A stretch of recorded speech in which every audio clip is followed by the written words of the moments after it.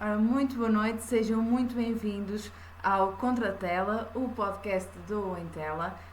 Começaremos então aqui por fazer mensalmente a nossa publicação do Contratela, onde falaremos sobre filmes, documentários, séries, tudo o que marca de alguma forma o cinema em Portugal e não só, em todo o mundo também. Eu sou a Ana Regina Ramos e tenho aqui comigo a Joana Aleixo e o Sebastião Maia. Boa noite. Olá, boa noite. Boa noite a todos. E pronto, como sabem, ou melhor, como deviam saber, não é? Se ainda não acompanham a rubrica do Em Tela, são duas das pessoas que escrevem para o Em Tela, que é a nossa crónica de cinema. Semanalmente temos sempre um artigo acerca de um filme, de uma série ou de um documentário que o Sebastião, a Joana ou então o Francisco Lima também viram e deram a sua opinião, e assim também damos uma sugestão para começarem o vosso fim de semana. Ora então, hoje que iniciamos este novo podcast, vamos aqui abordar várias temáticas, mas a essencial é o verão em cheio para o cinema. Mas antes de tocarmos aqui neste ponto, uma vez que tivemos no domingo à noite os Globos de Ouro, queria também perguntar-vos se têm alguma coisa para comentar, se algo vos marcou de alguma forma, quer seja pelos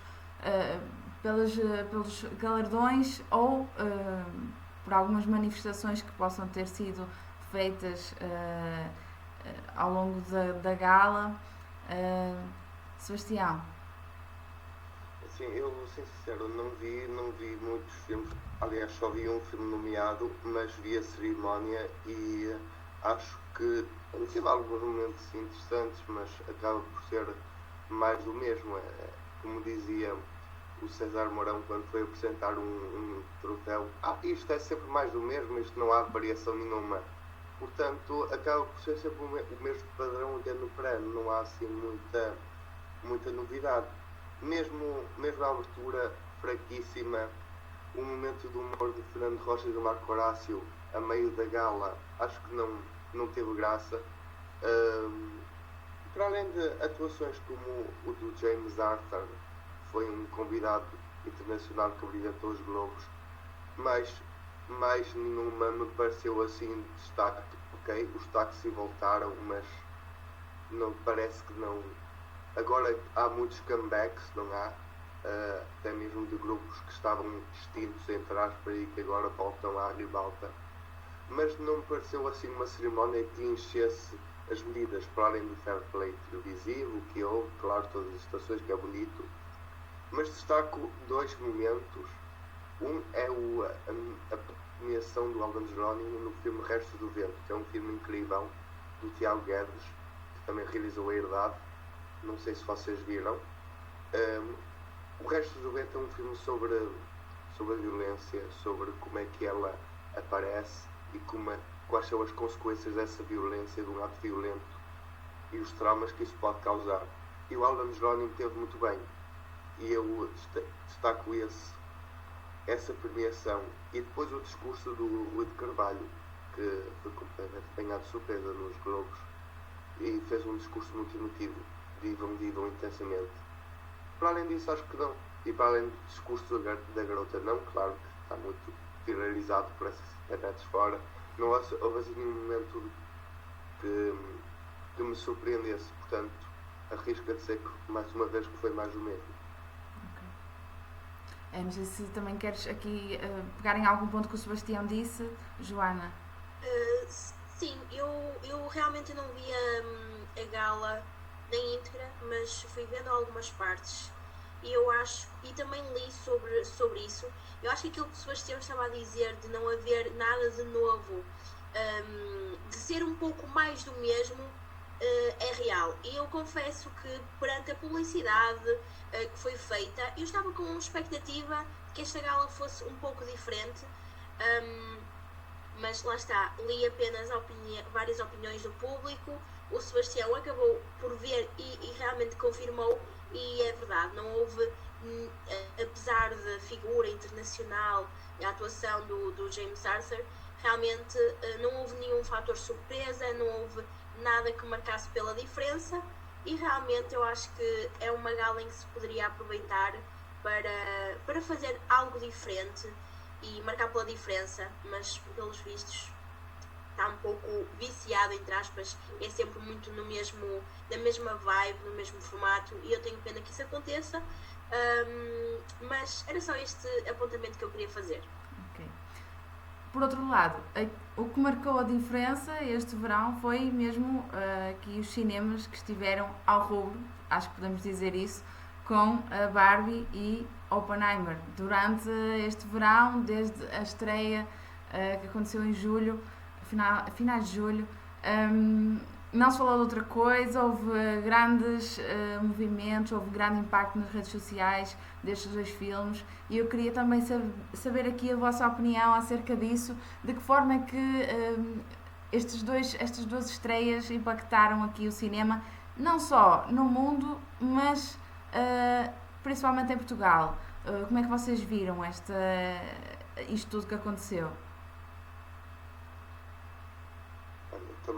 Primeiro que tudo, estamos a falar de dois filmes muito diferentes, mas que têm uma coisa em comum, é que provavelmente ambos vão ser nomeados para os Globos de Ouro e eventualmente para os Oscars, porque está tudo a falar, até na estreia desses filmes, começou logo, não é, o Oscar como se diz, a movimentar-se nesse sentido. E são dois filmes espetaculares, claro que focam em temáticas muito distintas. A Barbie, sabemos, a boneca da Mattel, que ganha vida própria, e que é um filme muito a puxar para este lado feminista que está a haver, e o lado da mulher e dos interesses da mulher, e de que na busca, se calhar, pela perfeição, mas essa perfeição acaba por ser um bocado, lá está, imperfeita, porque há muitos fatores externos que a desmoronam. E por outro lado, o Oppenheimer é um filme, Christopher Nolan. Eu gosto imenso do Nolan, gosto da maneira como ele interliga as imagens e o som, e para além do biopic, não é, da história verídica, do argumento muito científico à base de diálogo, o filme conjuga imagens espetaculares e um som que quase que pus os dedos nos ouvidos no cinema, porque aquela sala em surround e aquele som incrível, eu acho que causou ali momentos de tensão, lá está, e o filme dura 3 horas, portanto há muito pano para mangas. E no teu caso, Joana, de que forma é que viste este impacto? Olha, por acaso, eu sei que lá está, o Sebastião viu os 2 filmes, mas não querendo aqui dizer nada, mas ao mesmo tempo dizendo, fui eu que escrevi as 2 crónicas destes 2 filmes, tanto da Barbie como do Oppenheimer. O Sebastião viu o Oppenheimer um bocadinho mais tarde que eu. Eu sou sincera, eu estava super...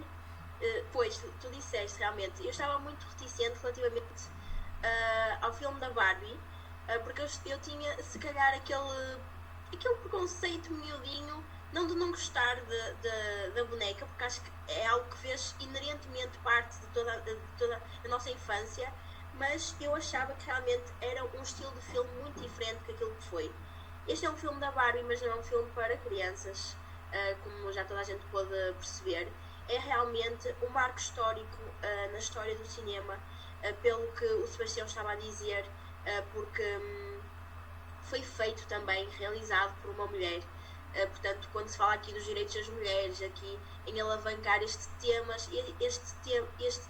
e vários temas que estão relacionados não só com o feminismo, mas com os direitos das mulheres, é algo que está em voga, e eu acho que isso, obviamente, acaba por mexer aqui com um lado emocional do público, porque é algo que se fala agora todos os dias e que é um tema que está sempre em cima da mesa. E eu acho que o facto de também sabermos que este filme fez história e foi de alguma forma feito, porque teve aqui um grande papel de uma mulher que esteve aqui por trás deste filme, eu acho que nos prova que realmente, e acho que essa é muito a mensagem do filme, as mulheres podem ser aquilo que elas quiserem, não é? Nós no filme vemos a representação da Barbie como a Barbie em todas as profissões e mais algumas, não é?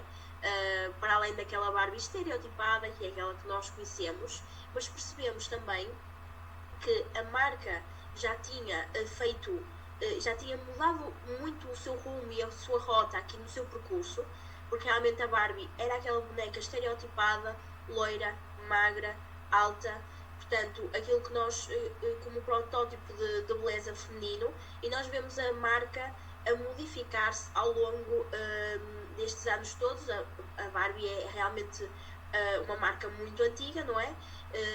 E vemos aqui uma modificação muito grande, e por isso é que eu acho que a Barbie realmente faz história, e sempre fez, porque de repente temos a Barbie que é a polícia, a Barbie cadeira de rodas, a Barbie aqui no meio, por exemplo, da política, e então começámos a ver nos brinquedos a representação de algo que nós podemos ser, e que se calhar aqui há uns anos nós não víamos isso.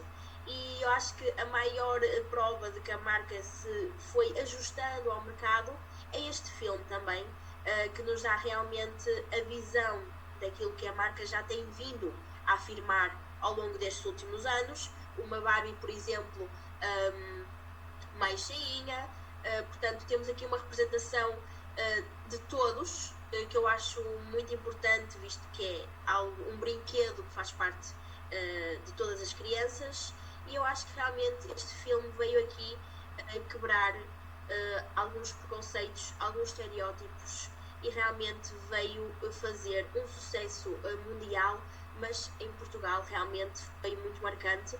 E como falaste, Ana, o tema aqui geral é o verão, não é? E o sucesso do cinema. O cinema já não tinha tanta gente desde o verão, penso eu, de 2021, se não estou em erro, portanto, ou de 2020. Pronto, eu sei que é mais ou menos por aí, agora não estamos penso aqui que deve ter sido talvez 2021, porque 2020 acho que ainda estávamos em pandemia, acho que não houve regresso aos cinemas. Exatamente. Acho que foi isso, se não me engano. E eu acho que nunca... olha, até agora estou aqui a ler, as salas de cinema tiveram em julho o melhor mês em receitas brutas desde o ano de 2004. Eu não estava aqui. E o melhor mês em termos de número de espectadores desde agosto de 2019. Okay. Portanto, realmente estava aqui a induzir em erro e peço desculpa. Estamos a falar em termos de número de espectadores desde agosto de 2019, e o melhor mês em receitas brutas desde o ano de 2004 foi julho. Portanto, nós não podemos fechar os olhos a este marco histórico, e realmente eu acho que estreou em julho. Exatamente. E eu acho que é necessário, e podemos tirar uma conclusão daqui, só para fechar aqui esta pergunta, que é, não é apenas isto mais direcionado da Barbie, não é só apenas lançar o filme, deve haver toda uma estratégia de publicidade e de marketing à volta, e acho que aqui podemos ver a importância, porque a Barbie já é, algo conhecido. No entanto, nós conseguimos ver as pessoas foram vestidas a rigor ver este filme. Portanto, de cor-de-rosa, as lojas lançaram linhas específicas com camisolas a dizer Barbie, com acessórios, e eu acho que isso foi realmente um boom. Relativamente ao Oppenheimer, é um filme que realmente é muito diferente da Barbie, não tem nada a ver, mas que realmente acho que é um pouco massivo, talvez, eu acho, mas a mensagem que traz é muito forte, e eu acho que só um apontamento no Oppenheimer, se as pessoas não tiverem o mínimo de contexto histórico, elas não vão perceber a história, porque há ali todo um contexto que se deve perceber para perceber aquilo que está a passar no filme, enquanto que a Barbie é um filme que se vai ver à partida e se percebe toda a história que se enrola. Ali no Oppenheimer é realmente um caso muito diferente. Sebastião, vi que querias acrescentar aqui alguma coisa. Não te estou a ouvir. Não te consigo ouvir.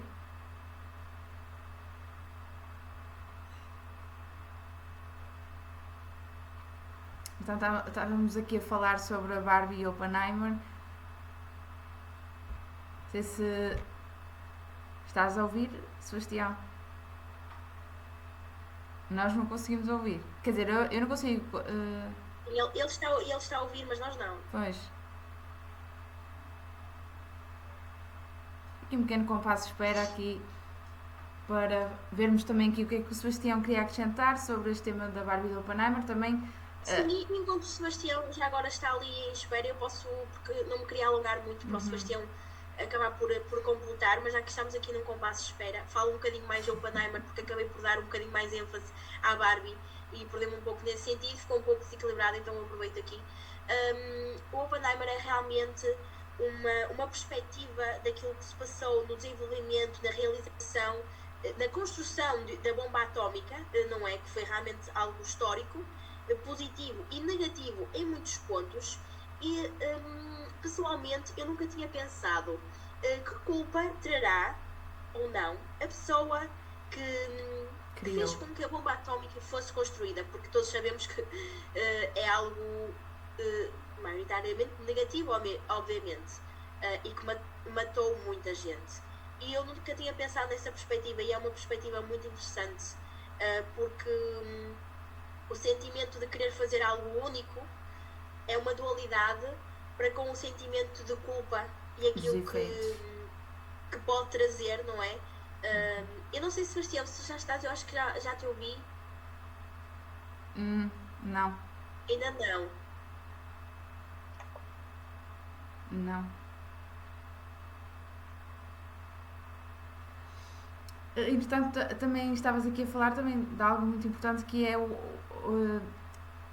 de que forma também o impacto das redes sociais e o que se passa nas redes sociais depois acaba por levar ao mundo real, entre aspas, como vimos no caso da Barbie. Foi muito isso, houve uma grande movimentação nas redes sociais. Eu fui ver a Barbie, fui de cor rosa ver a Barbie. Eu acho que quando um filme tem aliado uma boa publicidade e uma boa estratégia de marketing, basta isso para o trabalho ser feito pelos próprios espectadores. Exato. Ou seja, é ali um investimento inicial que realmente deve ser feito, porque se as pessoas que realmente gostarem, se aquilo ficar no ouvido, se a mensagem for forte, se nós entrarmos nas lojas e virmos camisolas, isto já aconteceu com, por exemplo, séries da Netflix, Stranger Things. Sim. Aliás, Casa de Papel. Exatamente, muitos casos. Mas acho que, nesse caso, começou a haver mais adereços, roupas, mais para o fim, mais depois das pessoas verem e eles perceberem, ok, as pessoas estão a gostar. Aqui não. Aqui antes as pessoas transmitirem que estavam a gostar e de ter este boom, houve digamos logo assim, o eles investimento. não tinham implementado isso desde o início. E eu acho que isso é bastante interessante. E também porque a Barbie já é mundialmente conhecida desde sempre, não é? Pronto, entre aspas, não é? Por isso também já só tiveram que puxar ali um bocadinho a corda para haver este movimento. Agora, acho que pode ter acontecido aquilo que falaste a muita gente do preconceito de irem ver a Barbie ou de acharem que vai ser um filme para crianças. Eu também fui ver e sim, não é um filme para crianças. Ou melhor, as crianças podem ver, obviamente, mas não vão perceber da mesma forma que um adulto perceberá. E por isso acho que tocaste aqui num ponto bastante interessante acerca disso. No caso do Oppenheimer, houve até muita gente que juntou os dois filmes, e Barbie, Oppenheimer, e criaram-se nomes. Lá está, o impacto das redes sociais foi aqui importante. Sebastião, ainda não te estamos a ouvir. Eu acho que existe aqui um contraste muito grande entre os dois filmes, o que também nos transmite a mensagem de diferentes conteúdos, com diferentes filmes podem ter um sucesso Portanto, a Barbie já estamos aqui a dizer que é uma marca famosa, conhecida desde sempre, esteve na nossa infância. Oppenheimer é algo que não traz isso de trás, não é? Sim, E, sim. no entanto, foi um sucesso extremo.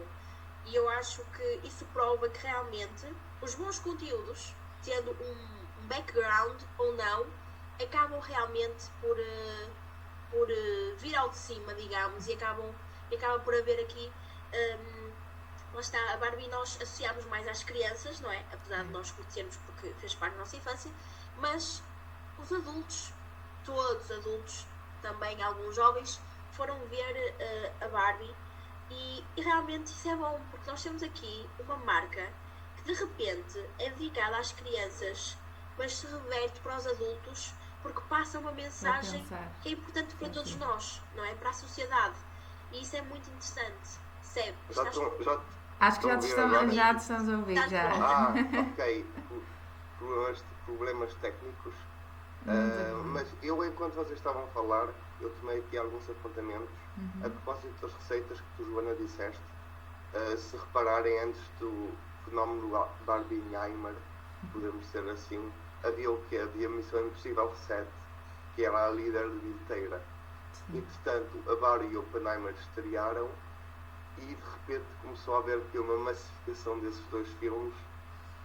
E, aliás, como se viu nos Estados Unidos, por exemplo, e a Missão Impossível 7 foi completamente arrasada e posta de parte pela chegada de dois titãs.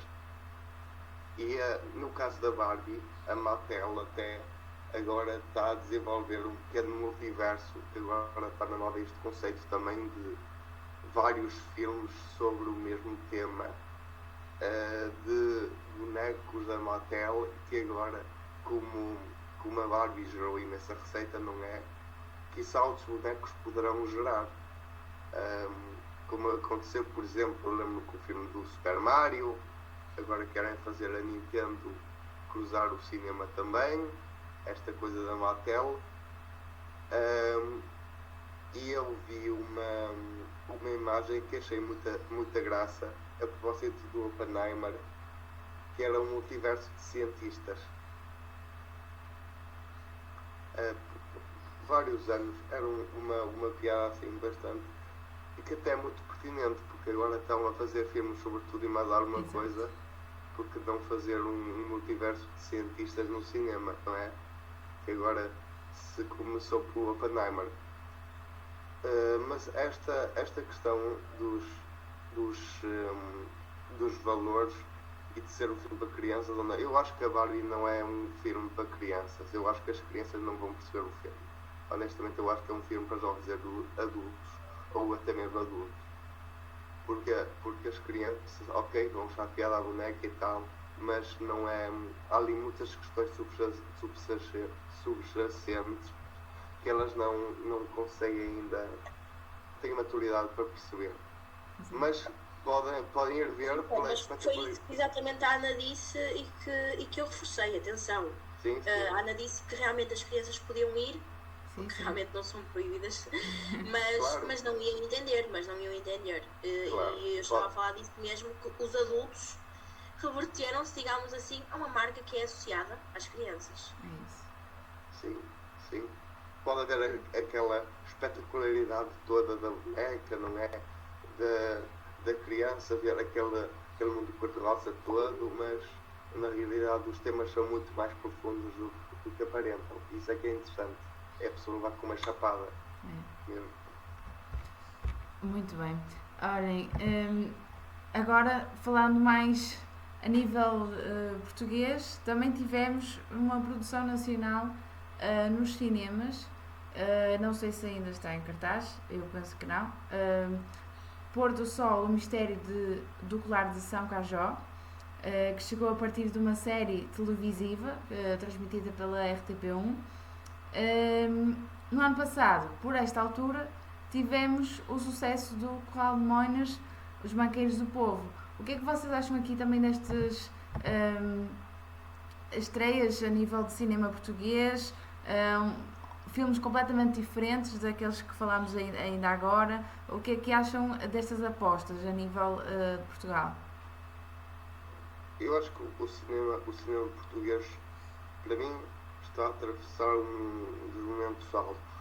Há cada vez mais realizadores portugueses a contar mais histórias, até mesmo as técnicas de inovação e edição e de câmaras são muito superiores, ou seja, há cada vez mais espetacularidade em termos de imagéticas e cada vez mais cinematografias belíssimas nos filmes portugueses, o que também cativa os turistas e quem nos vê de fora.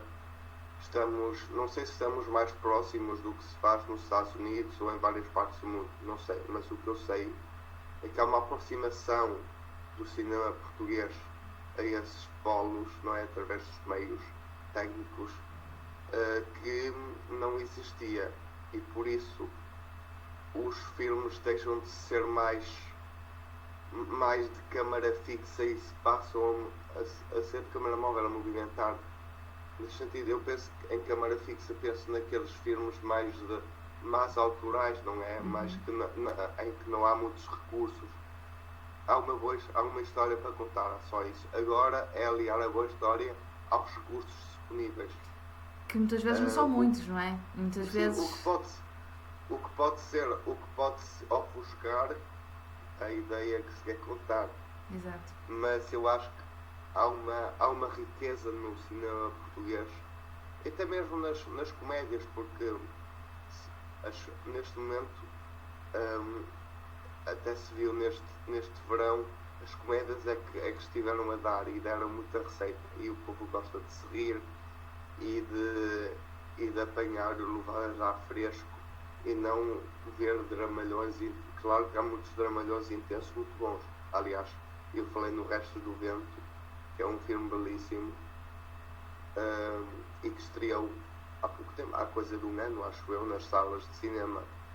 E é bom que o povo português também se habitua a ver cinema português de qualidade, porque o cinema português é cinema de qualidade e foge um bocado à temática comercial que nós estamos habituados a ver no cinema comum. Se bem que neste caso do Pôr do Sol, do filme do Pôr do Sol, até teve uma estratégia de marketing bastante engraçada. Não sei se vocês também acompanharam, mas até sigo os autores e vi que eles adotaram uma estratégia assim diferente também. E acho que também pode ter sido positiva para levar mais pessoas às salas. E no teu caso, Joana, qual é a tua opinião acerca destes dois filmes e do cinema português? Olha, eu vi Pôr do Sol, ainda não terminei a segunda temporada, e eu comecei a ver a série apenas quando foi para a Netflix. Portanto, referiste há bocado que era uma série da RTP, RTP1, não é? que já está na Netflix. RTP Play. Mas realmente eu só comecei a ver quando foi para a Netflix a primeira temporada. E realmente eu acho que, se não estou em erro, o filme já não está nos cinemas, mas eu gostava muito de ainda ver o filme. No entanto, não fui ver, porque realmente não acabei a segunda temporada e talvez não fizesse sentido.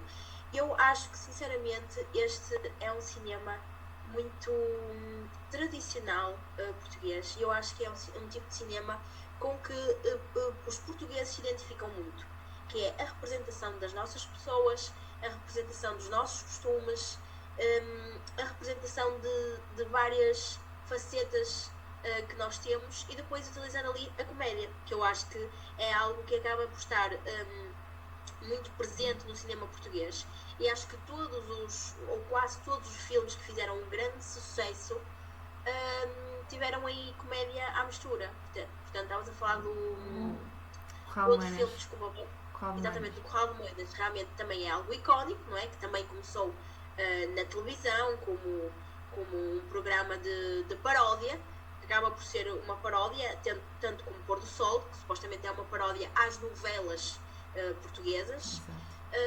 E eu acho que temos aqui em comum esses dois filmes têm realmente a comédia, como por exemplo o sucesso que foi há uns anos atrás Balas e Bolinhos, e esperamos brevemente aqui por um novo filme, e eu sei que o Sebastião tem estado até por dentro desse assunto, mesmo não podendo revelar informações, mas, realmente nós temos aqui algo em comum e que se calhar tem algo, está relacionado aqui com os portugueses e com o tipo de cinema que os portugueses gostam de fazer, mas que também gostam de ver.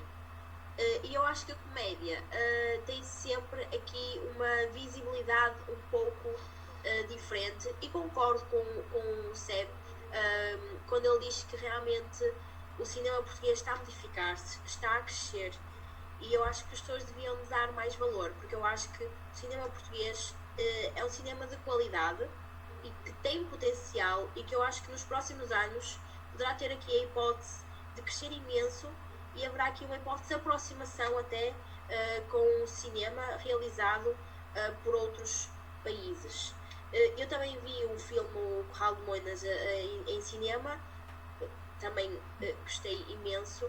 Eu acho que realmente é um conteúdo diferente, de entretenimento, e as pessoas já estão habituadas e já sabem o que esperar. Lá está, porque não tem nada a ver com, acaba por não estar relacionado com o Curral de Moinas que nós víamos, aquela paródia do telejornal na televisão, mas as personagens e muitas daqueles atores e atrizes que estão ali são conhecidos do povo, e eu acho que os portugueses são muito de estabelecer relações emocionais com aquilo que veem, aquilo que sentem e aquilo que já conhecem. E eu acho que este tipo de atores que já têm um background, que já fizeram outros trabalhos e que realmente são pessoas adoradas pelo público, eu acho que quando é apresentado algo novo, não quero dizer que não seja bom, mas os portugueses eu acho que são um pouco mais reticentes relativamente a conteúdos, lá está, se calhar o que o Sebastião estava a dizer, um cinema mais autoral, é um campo completamente diferente do cinema que nós estamos habituados a ver nas salas de cinema maioritariamente. Por isso, olha, eu acho que realmente esses dois filmes, neste caso O Pôr do Sol, a série, o filme não vi, mas suponho também pelo feedback que li que também foi algo positivo. Curral de Moinas também. Balas e Bolinhos foi um sucesso nacional, e realmente esperamos futuramente por outro filme. Eu acho que esses três filmes têm algo em comum: a representação da nossa sociedade enquanto portugueses, a comédia, e basicamente eu acho que também acaba por ser aí um pouco dar às pessoas aquilo que nós sabemos que elas gostam.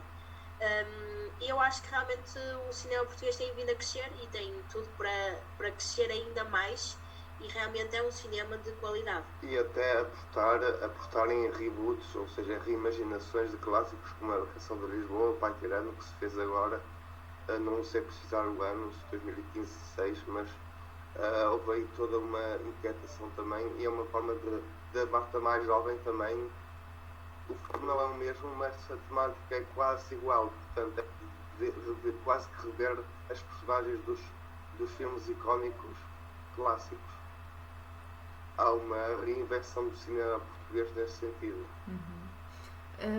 Joana, falavas aqui do Balas e Bolinhos. Não me recordo do ano ao certo em que estreou o primeiro, mas até gostava de saber a vossa opinião nesse sentido. Acham que vai ter o mesmo sucesso que teve há uns anos, que o impacto vai ser o mesmo, uma vez que hoje em dia, como estamos aqui a falar, o impacto das redes sociais é muito grande aqui também nos filmes e na forma como as pessoas veem se vão ao cinema ver aquele filme ou não. Acreditam que possa ter o mesmo sucesso, que o impacto seja semelhante? Como é que vem? Como é que antevém, no caso? O Balas e Bolinhos é um caso curioso porque foi um filme, o primeiro filme foi feito sem apoios nenhuns, sem material nenhum, quer dizer, algumas câmaras, mas eu lembro-me que o Ismael pegou num farol de casa de banho e pôs e serviu de perche. Não houve financiamento nenhum, foi um filme para fãs e um filme só para eles se divertirem. Aliás, eles não contavam com o sucesso planetário que aquilo teve. Foi um filme para diversão, para estar no YouTube e se calhar para ter meia dúzia de likes e depois correr o risco de ser apagado da história. Mas não, o filme teve um sucesso tal que depois eles fizeram um segundo melhorado com mais meios técnicos. Claro que aproveitaram muito do dinheiro gerado pelas receitas do YouTube, que o filme não saiu mal a nenhum, e então fizeram um 2. E a estética daquilo foi revolucionária, porque até então tu não tinhas assim um cinema com também o uso de palavrão, nem de palavras corriqueiras portuguesas. E aliás, isso até se calhar foi uma chamada de atenção para outros realizadores que queriam inovar em cinema e não tinham tanta oportunidade por causa do palavreado que estavam a usar, ou que queriam usar, e portanto o Balas foi bom também para perceber o novo cinema que vinha aí, não é? E na altura, nos Estados Unidos, tinhas a estreia do Pulp Fiction, que era também um filme inovador do Tarantino. É que o primeiro Balas deve muito, ou seja, o cinema mais cru nesse sentido, e uma mistura de se calhar do Feios, Porcos e Maus, do filme de escola italiano, que era também de depravação do ser humano e de também de estarem todos numa casa a falar. E depois, pronto, com o segundo filme do Balas e Bolinhos, a inovação surgiram mais meios, mais personagens, mais história, mais locais, porque o filme não sei onde é que foi filmado o primeiro, mas o segundo foi mais pela zona de Valongo, anda muito por aí, porque eles são todos de Valongo. E o terceiro foi mesmo para experimentar tudo e mais alguma coisa. Até usaram cromas, usaram, sei lá, navios, construíram mesmo um porão, nem estúdio, filmaram em diferentes locais, até filmaram em Macau, acho que foi Macau, alguns na China, pronto. E eu lembro que o Luís Mel teve que ficar a casa para conseguir dinheiro para fazer o filme. Foi um filme muito difícil em termos de produção, porque acarretou muita coisa. Houve acordos internacionais, até houve um acordo internacional que fez. Foi um filme que andou aqui nas bocas do mundo e que foi muito difícil a concretizar. E estamos a falar de em 2012, quando estreou, foi assim um marco. Acho que valeu totalmente a pena, não é? Sim, toda a gente gostava de Balas e Bolinhos, já tinha visto os dois, e o que é bom do Balas e Bolinhos é que nós já sabemos as frases, nós apanhamos aqui e ali frases do filme e andamos a repeti-las na rua. E não havia as redes sociais com o impacto que têm agora. Sim, não havia redes sociais, exato. Agora há muito mediatismo. E lá está, eu não... no futuro não posso falar muito porque já... não posso falar. Para não criar aqui zunzuns. Mas eu acho que foi anunciado um quarto filme e eu estou muito expectante, não é? Porque este fenómeno Balas e Bolinhos está a ter um impacto monumental na vida dos portugueses e do mundo, não é? Isto já é um monumento, para mim já é monumento nacional, porque para ter um filme daquelas dimensões, ainda por cima português, de comédia, é muito bom. No teu caso, Joana, o que é que achas? Eu concordo com o Sebastião e acho que as pessoas estão com as expectativas lá em cima, porque realmente já as personagens, a história e toda a dinâmica já são muito acarinhadas pelo público, eu acho. E é muito interessante porque o Sebastião tocou aqui num ponto do palavreado que é utilizado, e eu acho que estamos a falar, obviamente, foi um sucesso, haverá sempre pessoas que não gostam, mas realmente eu acho que eles falam e utilizam esse palavreado de uma forma tão natural e tão genuína que quase que não parece nada, digamos assim. E eu acho que realmente as pessoas estão com a expectativa lá no alto, estão ansiosas e eu não duvido nada que seja mais um sucesso, porque se o primeiro, sem meios, de uma forma que foi realizado completamente sem expectativas, foi um sucesso, Eu acho que então, com meios, e eles já provaram no último filme, que realmente já houve ali uma mudança, como o Sebastião disse, ir para a China, fazer algumas gravações lá, etc. Já houve aqui uma mudança significativa de qualidade e, não é, e de todos os meios que eles tinham para a realização do filme. Por isso, eu acho que agora nós só podemos esperar subir mais um degrau para cima e esperar que cada vez melhor, eu acho. Espero que ninguém se desiluda, mas eu, sinceramente, eu tenho fracas esperanças que isso aconteça. Eu acho que realmente podemos contar com mais um sucesso daquelas pessoas que realmente já fazem parte da nossa história. Desculpa só interromper, a Lightbox tem feito muito bons filmes e está a apostar também, é uma boa produtora que aposta em muito boas séries. Fez-se agora o facto da segunda temporada da Operação Maré Negra. Lançaram há uns anos o Bad Investigate, que é um filme de comédia com toques de crime e, portanto, também envolveu atores internacionais. Portanto, a Lightbox é uma companhia que aposta na inovação e na internacionalização. E é uma companhia daqui do Porto, portanto, é bom percebermos o que é que aqui na cidade se faz de melhor em cinema. É isso. Queria também aqui saber a vossa opinião acerca de outra questão, sobre o pôr do sol. Um dos autores, Henrique Dias, disse há umas semanas que numa entrevista à Rádio Renascença que acredita que em Portugal existe um cinema muito autoral e profundamente popular e não há nada no meio, ou seja, que só se faz em Portugal os dois extremos. Não há um cinema que conte histórias.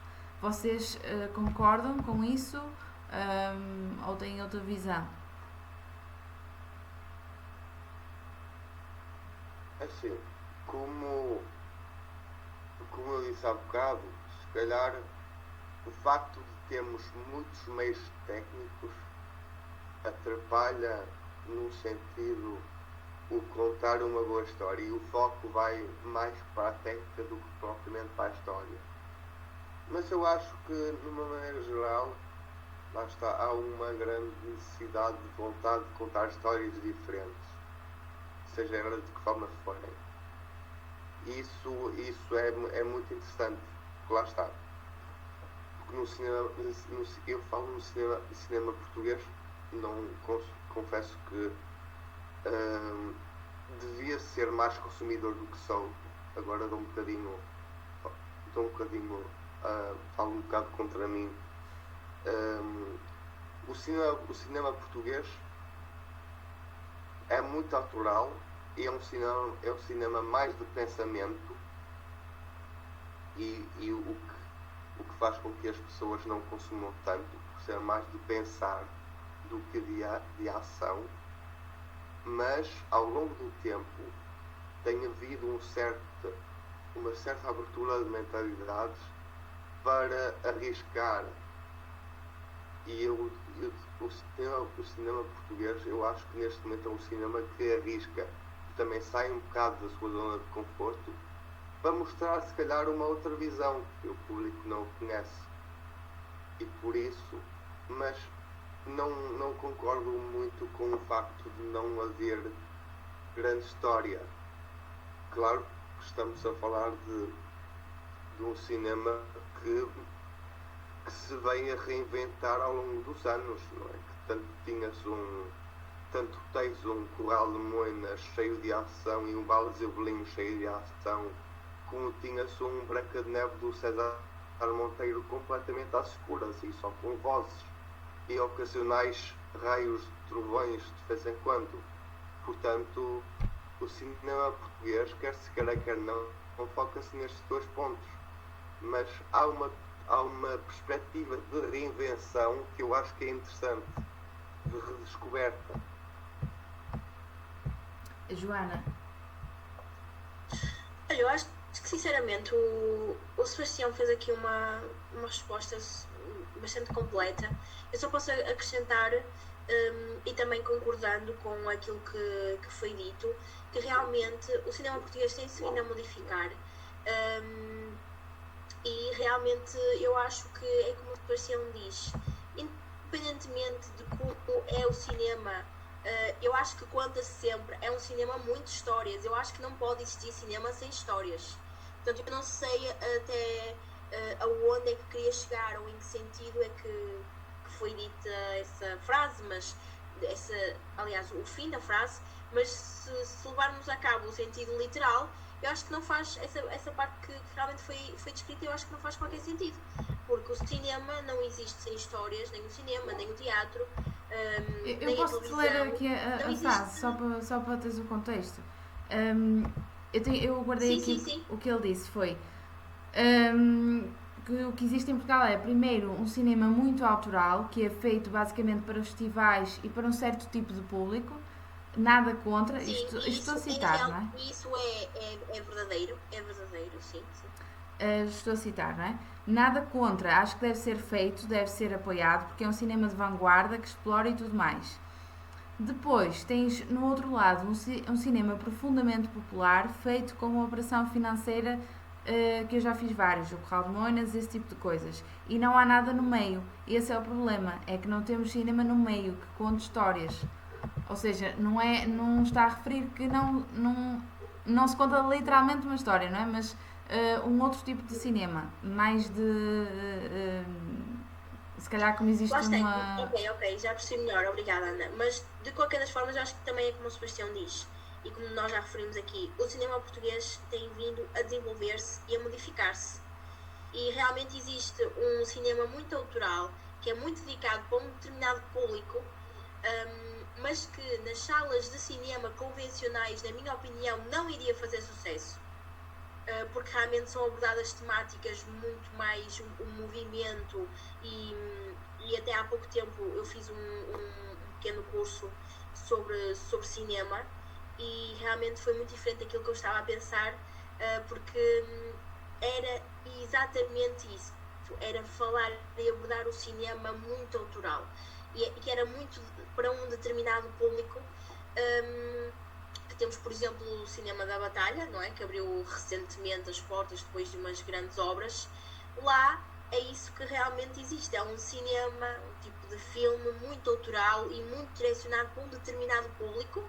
Também, desculpa só, também existe, também tu vês esse cinema autoral, por exemplo, no Trindade, se bem que o Trindade também aposta muito em filmes populares que vão para os cinemas. Estou-me a lembrar o caso do Blade Runner 2049, desta sequela que não é nada da autoral. Estou-me a lembrar agora do novo filme do Martin Scorsese, do Killers of the Flower Moon, que vai para lá, que também é um blockbuster. Portanto, o Trindade também aposta, lá está, em filmes de Oscar, filmes grandes. Mas também há muito cinema de autor, até de vários países no Trindade. Lá está, o Trindade e o Batalha são bons exemplos de instituições de cinema que nós temos aqui no Porto, que são incríveis porque a pessoa apanha todos os tipos de cinema. Sim, sem dúvida alguma, mas contudo, eu acho que para uma maioria, o cinema que nós vemos nos cinemas, nas salas de cinema convencional, que é, lá está, esse, como é que ele disse, mais virado para um cinema tradicional, não é? Que mostra a nossa sociedade, que é mais virado para a comédia. Isso vai de encontro àquilo que eu disse há pouco, que é um bocado dar às pessoas aquilo que nós sabemos que elas gostam e que resulta. E eu acho que esse tipo de cinema autoral não iria ter o mesmo impacto, nem isto eu não estou a dizer que é positivo ou negativo. Eu estou a dar a minha opinião, que acho que acaba por ser também aqui um pouco, ter aqui, com base obviamente um pouco factual, que é, eu acho que esse tipo de cinema numa sala convencional não iria ter o sucesso que tem, porque lá está, é dedicado a um público específico, diferente. Mas de qualquer das formas, esse cinema que poderá estar aí no meio, não é? Entre se calhar aquilo que é a comédia e a tradição e entre aquilo que é muito autoral, se calhar estamos aqui a falar, não sei, de algo mais de ação, sendo que eu acho que se calhar na criação desse cinema que estaria no meio, se calhar era fazer um pouco mais do que aquilo que os outros países já fazem. Eu acho que nesse sentido íamos aproximar e se calhar repetir um pouco a narrativa que já existe em vários países. Portanto, eu acho que nós somos um pouco de extremos por vezes, mas também acho que conseguimos marcar pela diferença. Mas, como eu e o Seb já dissemos, acho que tem vindo um desenvolvimento grande, um crescimento grande. Por isso, nós não sabemos como é que estará o cinema português daqui a 5 anos. E claro que a perspectiva é que melhor, que se desenvolva novas temáticas e acho que é um bocadinho por aí. E desculpa só, lembrei-me só de uma coisinha. Tu já tens, por exemplo, estou-me a lembrar do programa Passaporte, não sei se vocês conhecem, mas é um programa desenvolvido pela Patrícia Vasconcelos, que é aquela diretora de casting de Lisboa, que o programa é anual, acho que é anual, e que vêm vários diretores de castings um bocado do mundo inteiro a Lisboa selecionar atores. E portanto, tu inscreves-te e fazes audição e se eles gostarem de ti vais para lá, para os filmes. E tem havido muitos atores, até da ribalta, para lá estar para filmes internacionais de grande escala. Lídia Franco e outros que tais. Portanto, há aqui também, o mundo vem até nós também, porque há essa possibilidade. É isso. Bem, estamos aqui a chegar ao fim deste nosso episódio. Já abordamos aqui várias questões. Aqui o essencial a retirar daquilo que vamos falando é vão aos cinemas, consumam filmes. Claro que agora as plataformas de streaming estão muito mais em voga, é muito mais fácil de assistirmos através das plataformas, mas também é importante irmos até aos cinemas, a experiência é completamente diferente. Irmos também ao Cinema Batalha, por exemplo, e outros cinemas semelhantes, para consumirmos, no fundo, cultura e apoiarmos a cultura no nosso país, quer sejam conteúdos produzidos cá, como também conteúdos internacionais que nos cheguem. Por isso, queria agradecer a vossa participação, Joana e Sebastião. Nós encontrarmos aqui no próximo episódio, que será, nós temos os nossos episódios mensais, portanto, fiquem atentos aqui às nossas redes sociais para ver, e também a jornalreferência.pt, que é onde publicamos semanalmente as crónicas do Entela, as crónicas de cinema do Entela, feitas pela Joana Aleixo, Sebastião Maia e também o Francisco Lima. Portanto, acompanhem-nos também para ver outro tipo de conteúdos no nosso site e nas nossas redes sociais. Deixaremos tudo na descrição. E obrigada uma vez mais por estarem desse lado a acompanhar-nos. E até à próxima. Obrigado, meu. Boa noite. Boa noite. Boa noite, obrigada a todos.